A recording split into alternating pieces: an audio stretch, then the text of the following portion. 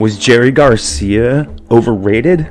Let's talk about it. When you mention the Grateful Dead, first thing people do is either say, oh, I love the Grateful Dead, or they roll their eyes and go, oh no, the Grateful Dead. And this is largely due to the fact that the Grateful Dead is a non-commercial band from beginning to end. Yeah, they had a brief moment in the popular charts when they released their album In the Dark, and that was about it. For the rest of their career, they were definitely a cult band, and they had their own audience of Deadheads that supported them, and they went through a lot of different periods, they had a lot of different members, and they played through a lot of different musical identities, starting in the early 60s and going on through into the early 90s. So what we want to talk about in this video is just one specific member of the band who was the lead guitarist, the co-lead singer, and one of the main songwriters, as well as being the band visionary and the overall kind of band leader. He did a lot of their production work, he did a lot of the directing and production on the movies and videos they made, and he was largely responsible for some of the big decisions that were made by the band. Garcia is sort of the looming shadow over the entire enterprise, and if you like the Dead, you probably like Jerry Garcia, and if you don't like Jerry Garcia, you probably aren't going to like the Grateful Dead. But what we want to talk about in this video is just whether or not he's overrated as a musician.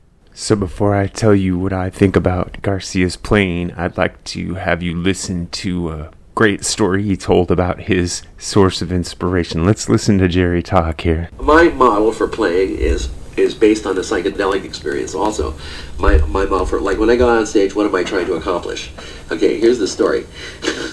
And there's one time we played, we were playing at the old Fillmore, and it was after Bill Graham wasn't running it.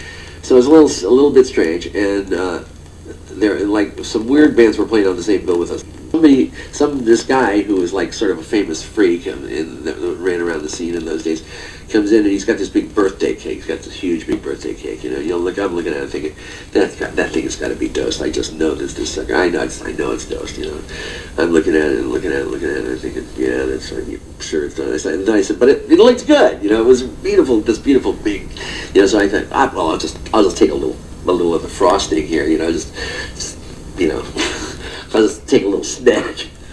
So I took this, and then somebody comes in and says, yeah, we put about 800 hits of acid in that frosting, and I go swimming, and I start to overhear people, and I'm going off in this paranoid space. I'm thinking, God, this place is full of mafia guys, and they're all trying to kill me, I got that notion in my head, what have I done to deserve this, So I got it, and the only thing I could think of to do was, I said, okay, I'm just going to play for my life. I'm going to play for my life. That's what I'm going to do, And so I played for my life, and they let me live. All right, there we have it. The secret to Jerry Garcia's guitar playing is that he was playing for his life. Alright, in order to really talk about Jerry Garcia's musicianship, we have to talk about two things. We have to talk about his guitar playing, and we have to talk about his singing. So let's start with the guitar. Jerry Garcia was probably the most recorded guitarist in human history. This is because the Grateful Dead allowed their audience to freely tape their shows from the very beginning. In addition, the Grateful Dead made a lot of official studio albums and a lot of live albums, and they continue to release them even after Garcia's death. So there's a lot of Garcia's playing to listen to make an evaluation on his overall playing ability.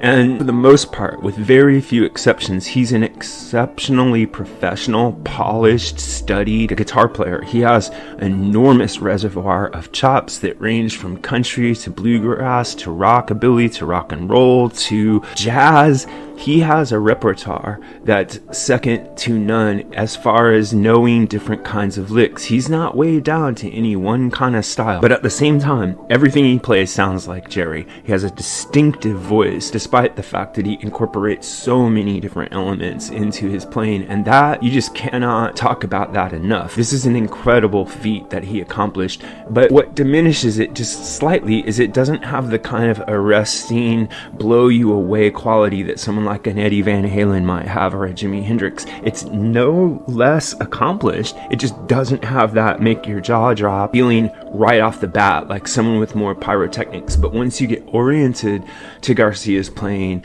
you can really have moments like that where your jaw will drop. And just one example that I would throw out there out of hundreds that I could mention is the song Brown Eyed Women from the famous Barton Hall performance. So go look that one up and listen to Jerry's solo in there. And remember, that's being improvised. Okay, so the second quality about his guitar playing that I, think you have to factor in when gauging how good of a guitar player he was is his improvisational skills, which I would rank just under Jimi Hendrix in his ability in the rock genre. Now, there are probably jazz guitarists that are better improvisers than Jerry Garcia. I wouldn't know because I'm not knowledgeable about jazz guitar. But in the rock genre, there are no guitarists other than Hendrix that can improvise better than Jerry. I do think Hendrix was better at improvisation, but Garcia is a very close second. So my overall verdict on Jerry Garcia's guitar playing is that he's not just a good guitarist or a great guitar player, he's an exceptional guitar player, and his abilities translate also to acoustic guitar. He did a lot of acoustic work, and as he would be the first person to tell you, the technique and the skills that are demanded from acoustic guitar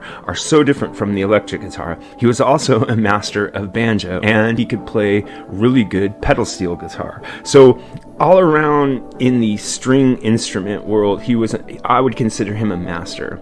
Let's move on to his singing. Garcia has a kind of raspy voice that sometimes fights to fully articulate the note. He doesn't sing off pitch all that much, but he does so occasionally, and he's very prone to forgetting or just omitting lyrics altogether. That said, he has one of the most soulful and honest and moving voices out there, and he's able to harmonize, really well with the other members of the Grateful Dead. But I think he could have functioned purely as a singer, even without being a guitar player. He could have been a singer for a band, a country western band or a bluegrass band, something like that, and totally got away with it because his voice has so much character and it's good at telling stories, which is something else his guitar is also really, really good at doing. So between his vocal ability to generate like a narrative and his guitar's ability to generate a narrative, you've got like the ultimate in old-time bluesy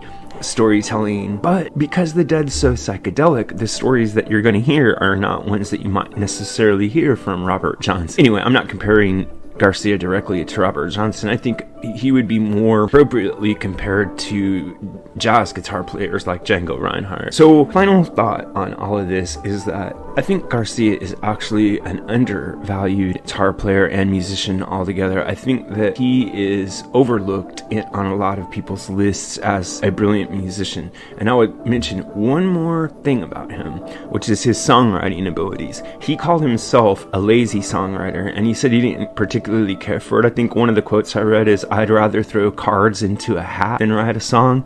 But boy, when he writes a song, you take something like Scarlet Begonias or Terrapin Station. That Terrapin Station is at the level of Bach and Beethoven, and I'm not kidding there. It's an amazing piece of work, and there's a really special relationship between Jerry Garcia's guitar playing and his collaborator Robert Hunter's lyrics that you don't often find in bands, where they complete each other. So there's a music to the lyric and there is a lyric to the music, and when they meet perfectly. So even if you don't like the Dead, it's almost worth listening to some of the Garcia Hunter songs just to get that feeling. So I'm going to close this by saying I think that Jerry Garcia is an underrated musician, that the reason that he is underrated is because of the fact that the Dead was a non-commercial band. I don't think there would have been any way to remedy this. I don't think you could have made Jerry Garcia into a commercial artist. So he's going to have to be undervalued no matter what he did. But if you take a close look at him and you know what to listen for, he's among the best. That's what I think. So if you have a thought on this or any other topic related to classic or contemporary music, please leave a comment in the section below. Remember to like and subscribe. Thanks a lot.